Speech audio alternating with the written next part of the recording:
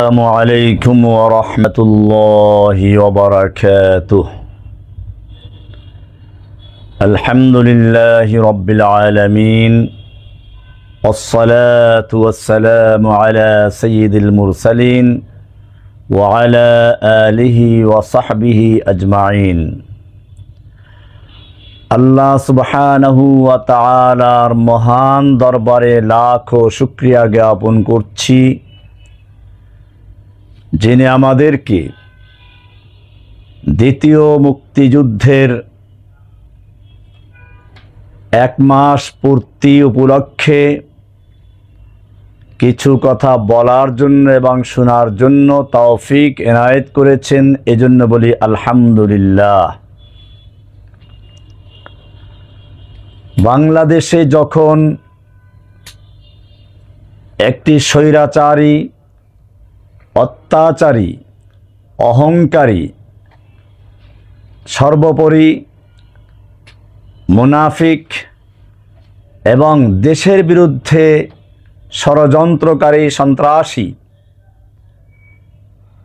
এক শাসক জগদ্দল পাথরের মতো চেপে বসেছিল,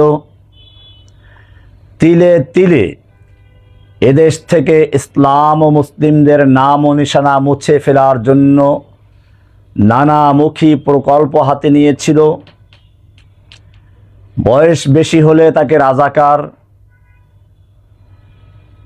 একটু বয়স কম হলে তাদেরকে হয়তো জামাত শিবির নয়তো জঙ্গি আখ্যায়িত করে ওলামাদেরকে বিতর্কিত করার এক গভীর চক্রান্ত শুরু করেছিল।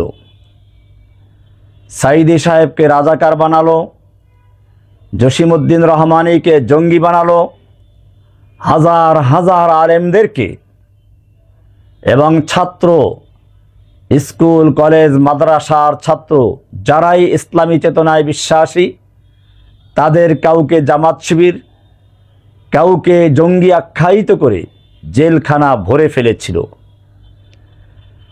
সন্ত্রাসীদের লক্ষণ হিসেবে দাড়ি রাখা, টাকনুগিরার উপরে পাজামা পরা, গান বাজনা ইত্যাদি অনুষ্ঠান ত্যাগ করা, গার্লফ্রেন্ডদের থেকে সম্পর্ক ছিন্ন করা, এইগুলো যারা করে তারাই হলো জঙ্গি। আল্লাহর নবীর গুরুত্বপূর্ণ সুন্নাহগুলোকে জঙ্গিদের লক্ষণ হিসাবে প্রচার করে কোরআন ও সুন্নাহর সঙ্গে চরমভাবে অবমাননা করেছিল।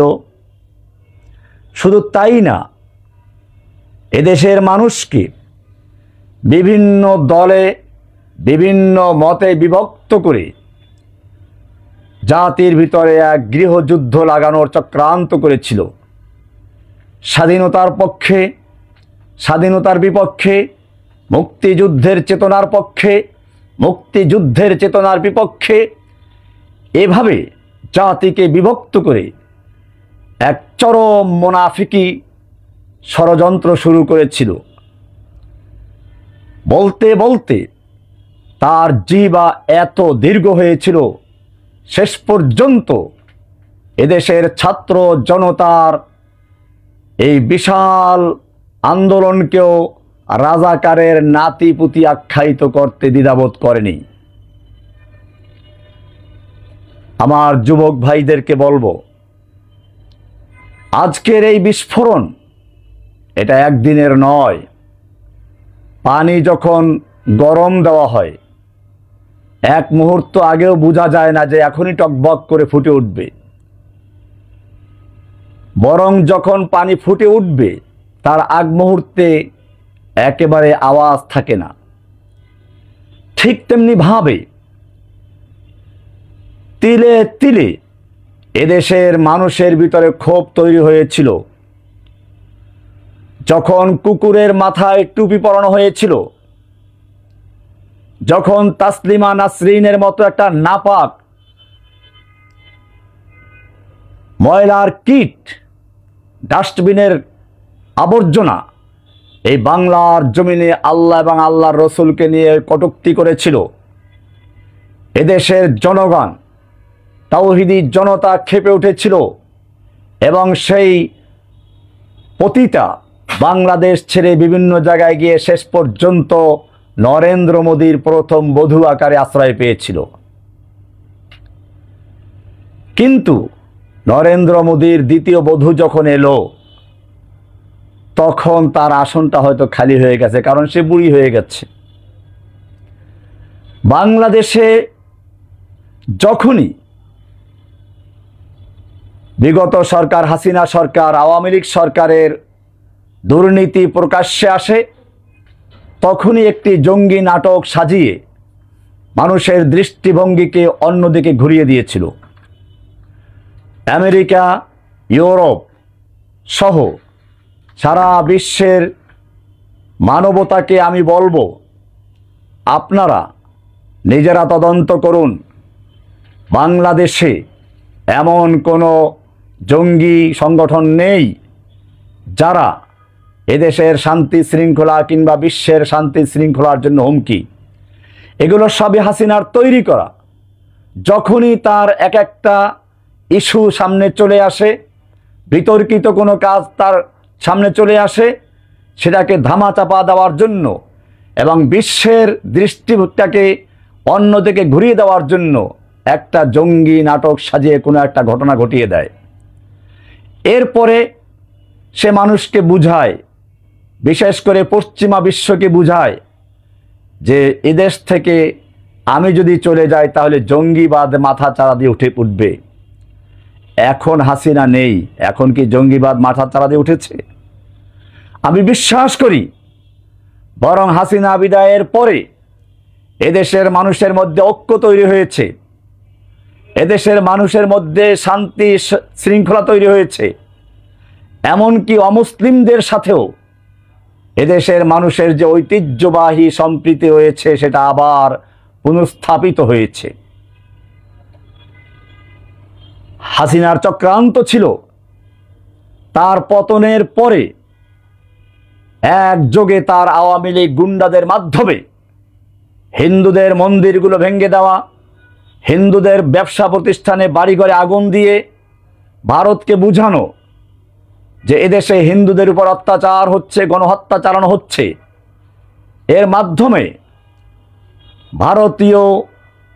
ভারতের কাছে সে যে দেশ বিক্রি করেছে সেই দেশের দখল বুঝিয়ে দেওয়ার চক্রান্ত করেছিল। কিন্তু এদেশের ছাত্র জনতা, এদেশের তাওহীদি মুসলিম ভাইয়েরা হাসিনার পাতা ফাঁদে পা না দিয়ে মন্দির ভাঙ্গার পরিবর্তে রাত জেগে মন্দির পাহারা দিয়েছে। হিন্দুদের বাড়িঘর ভাঙ্গার পরিবর্তে মাদ্রাসার ছাত্ররা পর্যন্ত, ইসলামী ছাত্র শিবির বলেন, কওমি মাদ্রাসা বলেন, তারা সবাই মিলেমিশে হিন্দুদের বাড়িঘর পাহারা দিয়েছে, হিন্দুদের ব্যবসায়ী প্রতিষ্ঠান পাহারা দিয়েছে, মন্দিরগুলো পাহারাদারি করেছে। হাসিনা এখানেও ব্যর্থ হয়েছে, তার নীল নকশা এখানে মাকড়সার জালের মতো ছিন্ন হয়ে গেছে। আমার যুবক ভাইদেরকে বলবো, তোমাদের এই বিজয় এটা দীর্ঘদিনের মানুষের ভিতরে চাপা ক্ষোভের বহিঃপ্রকাশ ঘটেছে। সুতরাং সকলের ত্যাগ রয়েছে, এই ত্যাগকে স্মরণ করে ঐক্যবদ্ধভাবে সামনে এগুতে হবে। আল্লাহ না করুন যদি এই ঐক্যের ভিতরে কোনো ফাটল ধরে, ঐক্যের ভিতরে কোনো রকম চির ধরে, তাহলে এই বিজয় কিন্তু ধরে রাখা সম্ভব হবে না। যুবক ভাইয়েরা, আমি তোমাদেরকে বলবো কবির ভাষায়, তু শাহিন है परवाज है काम तेरा, तेरे सामने आसमां और भी है।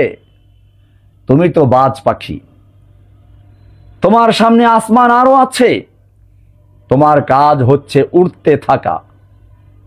তোমার সামনে ঝড়ো হাওয়া আসবে, তুন্দিয়ে বাদ মুখালিফ से ना घबरा ऐ औकाब, ये तो चलती है तुझे ऊंचा उड़ाने के लिए।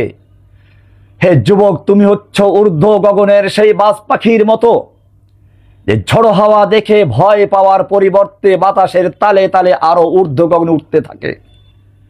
তুমি তো সেই বাজ পাখি শাহীন। তোমার ভিতরে যখন সেই ঊর্ধ্ব গগনের বাজ পাখির রূহ তৈরি হবে, ওকাবি রূহ জব বেদার হতি হ্যায় জওয়ানোं में নজর আতি হ্যায় মঞ্জিল উनको আসমানোं में। যুবকদের মধ্যে যখন সেই চেতনা তৈরি হয়, তখন সে নিজের স্থান জমিনে নয় আকাশে দেখতে পায়। তোমাদেরকে মনে রাখতে হবে, কোরআনের সূরায়ে নাজিআতের শেষ দিকে বলা হয়েছে, আফালা ইয়ানজুরুনা ইলাল ইবিলি কাইফা খুলিকাত ওয়া ইলাস সামাই কাইফা রুফিআত ওয়া ইলাল জিবালি কাইফা নুসিবাত ওয়া ইলাল আরদি কাইফা সুতিহাত। তারা কি দেখে না উটের দিকে কিভাবে তাকে তৈরি করা হয়েছে? এখানে অনেক ব্যাখ্যা রয়েছে, তার একটি ব্যাখ্যা এটাও, উট মরুভূমিতে চলতে থাকে, বোঝা বহন করে চলতে থাকে, দিন রাত সে অসহ বোঝা বয়ে চলে। তোমাকেও সেই উটের মতো অক্লান্ত পরিশ্রম করে মরুভূমি ত্যাগ করতে হবে, দুর্গম গিরিকান্তার মরুদুস্তর পারাপার লঙ্ঘিতে হবে, রাত্রি নিশীথে যাত্রীরা হুঁশিয়ার। এটাই বলা হয়েছে, আফালা ইয়ানজুরুনা ইলাল ইবিলি কাইফা খুলিকাত ওয়া ইলাস সামাই কাইফা রুফিআত। তোমরা কি দেখো না আকাশের দিকে? তারা কি দেখে না আকাশের দিকে কিভাবে আকাশকে উঁচু করা হয়েছে?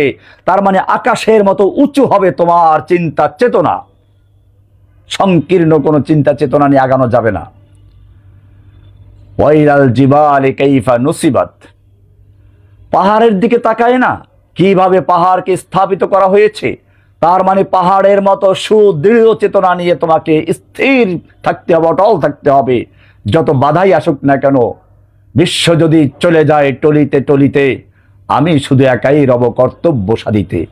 এভাবে তোমাকে দায়িত্ব নিয়ে ময়দানে একা হলেও থাকতে হবে, কোনো বাতিলের সামনে মাথা নত করা যাবে না। ওয়া ইলাল আরদি কাইফা সুতিহাত। তারা কি দেখে না জমিনের দিকে কিভাবে বিছানো হয়েছে জমিনকে? তার মানে জমিনের মতো, পৃথিবীর মতো প্রশস্ত হৃদয় নিয়ে তোমাকে এগিয়ে যেতে হবে। সংকীর্ণ কোনো হৃদয়ের স্থান তোমার ভিতরে থাকবে না। হে আমার যুবক ভাইয়েরা, আমি তোমাদের ধন্যবাদ জানাই, যখন বাংলাদেশের জনগণ এই জালিমের অত্যাচারে, নির্যাতনে, নিপীড়নে দিশেহারা হয়ে কোন কান্ডারির তালাশে ছিল।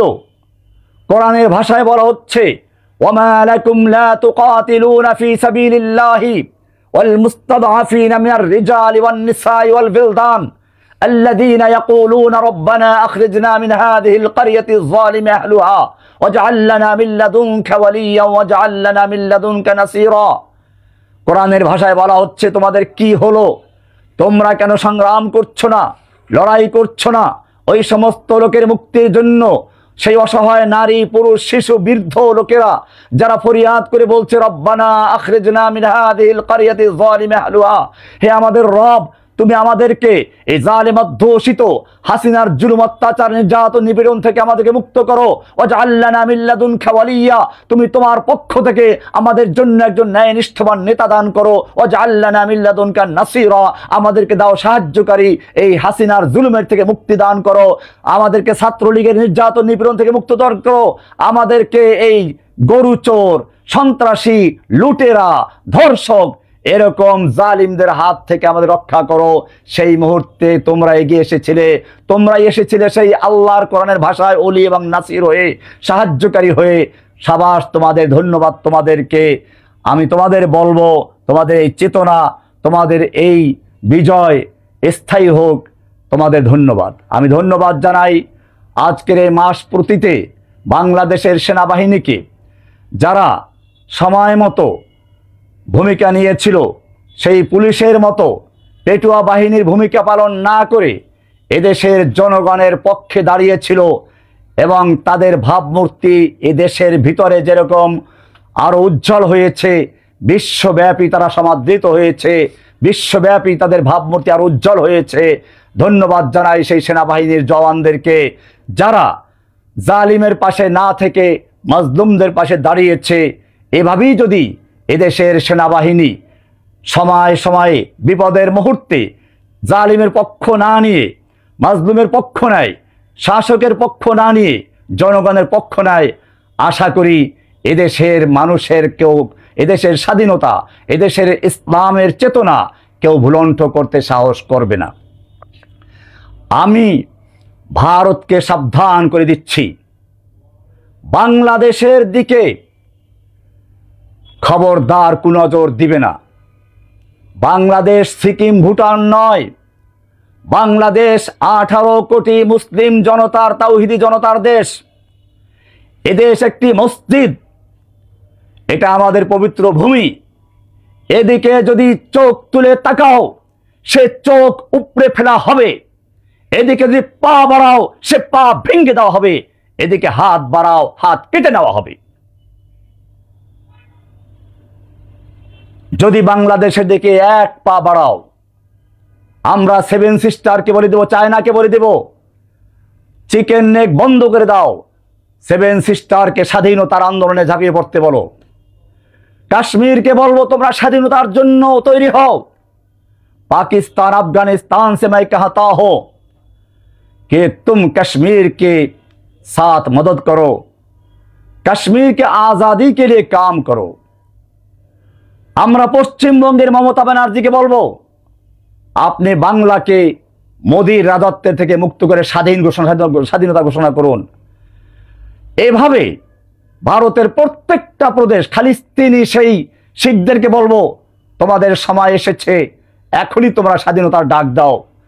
সারা অঞ্চল থেকে এই হিন্দুত্ববাদী আন্দোলনকে ধ্বংস করে দিয়ে, ভারতকে টুকরো টুকরো করে দিয়ে ইনশাআল্লাহ এই তাওহিদি জনতা দিল্লির মসনদ পর্যন্ত আবার দখল করবে। সুতরাং আমি ভারতকে বলবো, বাংলাদেশকে নিয়ে বাড়াবাড়ি করো না, জসিমউদ্দিন রহমানিকে নিয়ে বাড়াবাড়ি করো না। জসিমউদ্দিন রহমানি কোনো জঙ্গি নয়, তোমরা তাকে জঙ্গি বানিয়েছ। তওবা করো, হাসিনার থেকে দূরে থাকো, নতুবা হাসিনা নিজেও পচেছে, তোমাদেরকে পচাবে। হাসিনা নিজেও পচেছে, মুক্তিযোদ্ধাদেরকেও পচিয়েছে বাংলাদেশে।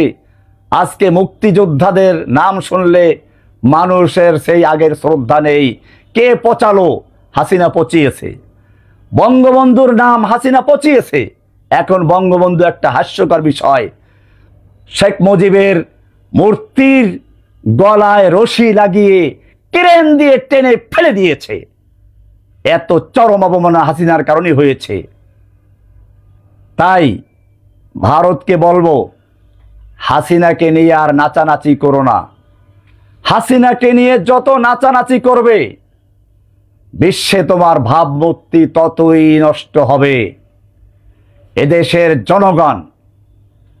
এদেশের জনগণ কোনো অন্যায়ের সামনে মাথা নত করে না। অন্যায় যারা করে এবং অন্যায়কে যারা প্রশ্রয় দেয়, তাদের অপরাধ একই। সুতরাং ভারতকে আমরা বলবো, তোমরা অন্যায়ভাবে এই জালিম শাহীর আর সমর্থন করো না। এদেশের মানুষের সঙ্গে শান্তি শৃঙ্খলার সাথে ঐক্যবদ্ধভাবে কাজ করো, তবেই তোমরা আমাদের সাথে আবার মিলেমিশে কাজ করতে পারবে। আমরা ভারতের সঙ্গে সংঘাত চাই না, আমরা চায়নার সঙ্গে সংঘাত চাই না, আমরা আমেরিকার সাথে সংঘাত চাই না, ইউরোপের সঙ্গে সংঘাত চাই না। আমরা এদেশের শান্তিপ্রিয় মুসলিম দেশ, আমরা ইসলাম চর্চা করতে চাই, ইসলামের বিজয় চাই, কিন্তু কারো সাথে সংঘাতে জড়াতে চাই না। কিন্তু যদি আমাদেরকে চ্যালেঞ্জ করা হয়, আমাদের প্রতি যদি অবজ্ঞা করা হয়, আমাদের দেশে যদি বিশৃঙ্খলা সৃষ্টি করা হয়, তাহলে এদেশের তাওহিদি জনতা যেভাবে হাসিনার বিরুদ্ধে ফুঁসে উঠেছে, ঠিক সেভাবেই বাংলাদেশের স্বাধীনতা রক্ষার জন্য, বাংলাদেশের ইসলামকে রক্ষা করার জন্য এদেশের তাওহিদি জনতা ঐক্যবদ্ধভাবে মাঠে নেমে তোমাদের মোকাবেলা করবে। এবং সেদিন বেশি দূরে নয়, যেদিন তোমাদের দেশকেও টুকরো টুকরো করে দিল্লির শাহী মসজিদে আবার তাওহীদের পতাকা পতপত করে উড়বে। আমি বর্তমান সরকারকে বলবো, এই সরকার অনেক ত্যাগ তিতিক্ষার মাধ্যমে এসেছে, দেশ নতুন করে স্বাধীন হয়েছে।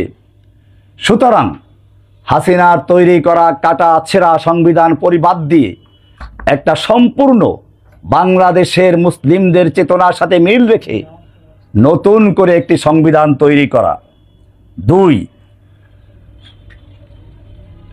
একটি জাতীয় সঙ্গীত, এদেশের জাতীয় কবি মুসলমান, যেই লোকটা, যেই কবি বাংলাদেশের স্বাধীনতাকে মেনে নেয়নি, ঢাকা বিশ্ববিদ্যালয়কে হওয়ার বাধা সৃষ্টি করেছিল, সেই কবির গান বাংলাদেশের জাতীয় সঙ্গীত হতে পারে না। আমি তাওহীদি জনতাকে বলবো, আপনারা এই দেশ স্বাধীনতায় যাদের ভূমিকা আছে সোচ্চার হন এবং এই বাংলাদেশ বিরোধী এবং শিখ বাংলাদেশের বিশ্ববিদ্যালয় বিরোধী, ঢাকা বিশ্ববিদ্যালয়ের সেই বিরোধিতাকারী রবীন্দ্রনাথের সঙ্গীত বাদ দিয়ে জাতীয় কবি কাজী নজরুল ইসলামের কবিতাকে, অথবা নিজেরা সুন্দর করে নতুন প্রজন্মের যারা কবি আছে তারা এদেশের জাতীয় মুসলিমদের সাথে চেতনার সাথে সম্পর্ক রেখে একটা সুন্দর নতুন জাতীয় সঙ্গীত তৈরি করে সেটাকে এদেশের জাতীয় সঙ্গীত হিসাবে ঘোষণা করার জন্য আমি দাবি জানাচ্ছি। 3, হাসিনার সময় বিভিন্ন আইন তৈরি করে এদেশের মুসলিম জনতাকে দাবিয়ে রাখার চেষ্টা করা হয়েছিল। 57 ধারার আইন, সন্ত্রাস বিরোধী আইন, আইসিটি আইন, বিভিন্ন আইন করে এই কালো আইনের মাধ্যমে যেই তার বিরুদ্ধে কিংবা ইসলামের পক্ষে কথা বলেছে তাদেরকে সন্ত্রাসী বানিয়ে গুম খুন করে প্রতিশোধ নিয়েছে। এই সব কালো আইনগুলো বাতিল করা হোক। হাসিনা আমলে যে সমস্ত মুসলিম ওলামায়ে কেরামদেরকে, নেতৃবৃন্দকে, কর্মীদেরকে বন্দী করা হয়েছে, এখনো যারা বিনা বিচারে জেলখানায় পড়ে আছে, সমস্ত মামলাগুলো প্রত্যাহার করে তাদেরকে বের করে বাংলাদেশের সেনাবাহিনীতে, পুলিশে ভর্তি করাবার জন্য আমি জোর দাবি জানাচ্ছি। এখানে আমি আরো একটা কথা বলে দিই, এই নতুন দ্বিতীয় স্বাধীনতা যুদ্ধে, মুক্তিযুদ্ধে যারা প্রাণ দিয়েছে অথবা আহত হয়েছে, তাদের পরিবারের যোগ্য কোনো লোক থাকলে তাদেরকে পুলিশে, সেনাবাহিনীতে অথবা সরকারি অন্য কোনো চাকরিতে যোগ্যতা অনুযায়ী ভর্তি করাবার জন্য জোর দাবি জানাচ্ছি। এবং যারা আহত হয়ে বিভিন্ন হাসপাতালে রয়েছে, কারো চক্ষু চলে গেছে, কারো হাত চলে গেছে, কারো পা চলে গেছে, এদের প্রত্যেকের সুচিকিৎসার ব্যবস্থা করা এবং তাদের পরিবারকে ক্ষতিপূরণ দেওয়া।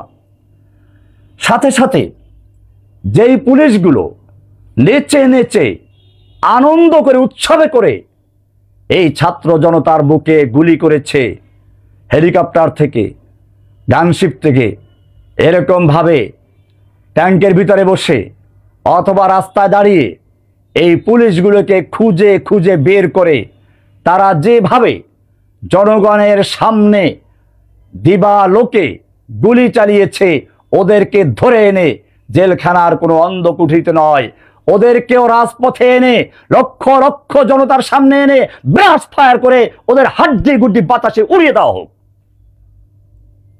ওদের জন্য কোনো ক্ষমা নেই। সাধারণ মানুষ যারা হয়তো না বুঝে আওয়ামী লীগের রাজনীতির সঙ্গে যুক্ত হয়েছিল তাদের ক্ষমা করা যেতে পারে, কিন্তু যারা আমার নিরস্ত্র ছাত্র ভাইদের বুকে গুলি চালিয়েছে, শিশুদের বুকে গুলি চালিয়েছে, আবু সাঈদের সম্প্রসারিত হাতের খালি হাতে থাকা সেই ব্যক্তির বুকে গুলি চালিয়েছে, এদের সঙ্গে যারা সহযোগিতা করেছে, এদের নির্দেশ দাতা যারা, উস্কানিদাতা যারা, এদের জন্য ক্ষমা নয়। এদেরকে ধরে এনে জনসমক্ষে বিচার করে এবং জনসমক্ষে এদের বিচারের রায় কার্যকর করার জন্য আমি জোর দাবি জানাচ্ছি। 4, জাতির পিতা নাম দিয়ে আর এক স্বৈর শাসককে জাতির পিতা বানিয়ে বিভিন্ন জায়গায় মূর্তি তৈরি করা হয়েছিল, বিভিন্ন স্থাপনার নাম দেওয়া হয়েছিল।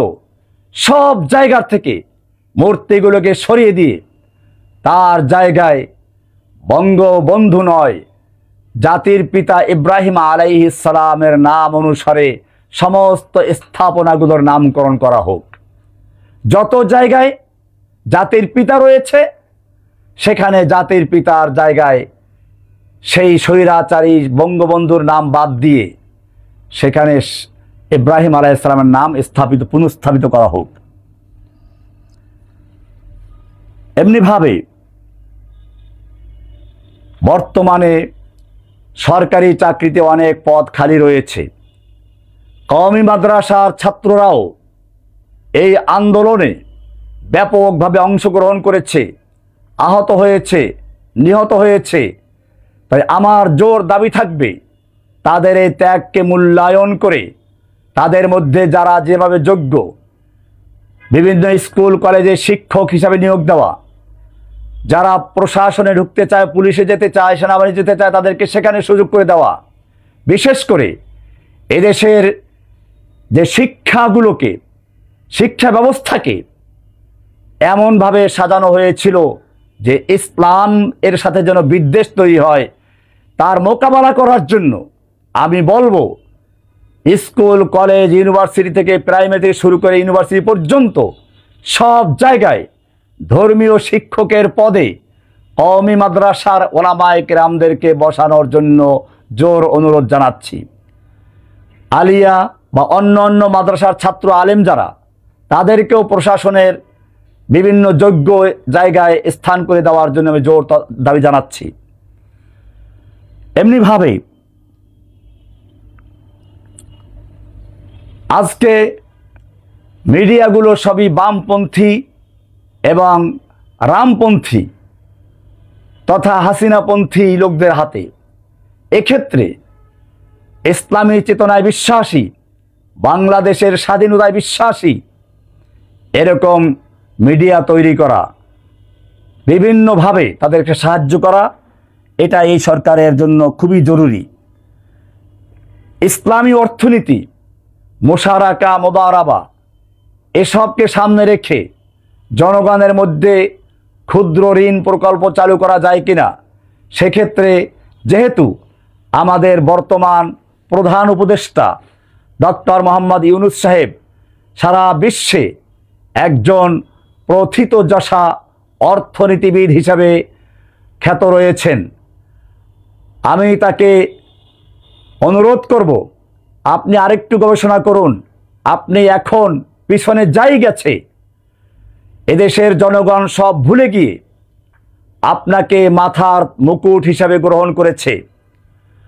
আপনার এই সম্মান, আপনার এই মর্যাদা আপনি যাতে স্থায়ীভাবে ধরে রাখতে পারেন, সেজন্য আপনাকে আহ্বান করব, আপনি যেহেতু অর্থনীতিতে অত্যন্ত পারদর্শী, আপনি ইসলামের মুশারাকা, মুদারাবা এই সব বিষয়গুলো গবেষণা করে যদি ইসলামী অর্থনীতির কায়দায় সেই গ্রামীণ ব্যাংক বলেন, অর্থাৎ প্রান্তিক মানুষের কাছে আগে যেভাবে সুদ ভিত্তিক অর্থনীতির চাকা পৌঁছে দিয়েছিলেন, আমি বলবো আপনি যদি আরেকটু চেষ্টা করেন তাহলে আশা করি এদেশের একেবারে গ্রামে গঞ্জে পর্যন্ত আপনার মাধ্যমে ইসলামী অর্থনীতির সেই সুফল ভোগ করতে পারবে দেশের জনগণ। সেটা যদি চালু করতে পারেন, আপনাকে দেশের মানুষ, মুসলিম তৌহিদি জনতা বুকে তুলে নেবে। আপনার অতীতের যে সমস্ত সুদের যে কারবারগুলো রয়েছে সেগুলোকে আমরা ভুলে যাব, আপনার সঙ্গে আমরা সহযোগিতা করব, এটাই আমার শেষ প্রত্যাশা। আল্লাহ তাআলা আপনাকে এবং আপনার সঙ্গে যারা উপদেষ্টা পরিষদ রয়েছে সকলকে এদেশের জন্য, এদেশের তৌহিদি জনতার জন্য, আলেম ওলামাদের কল্যাণের জন্য এবং সর্বোপরি ইসলাম ও মুসলিমের জন্য কাজ করার তৌফিক দান করুন। আমিন। ওয়া সাল্লাল্লাহু তাআলা আলা নবিয়িনা মুহাম্মদ ওয়া আলা আলিহি ওয়া সাহবিহি আজমাইন।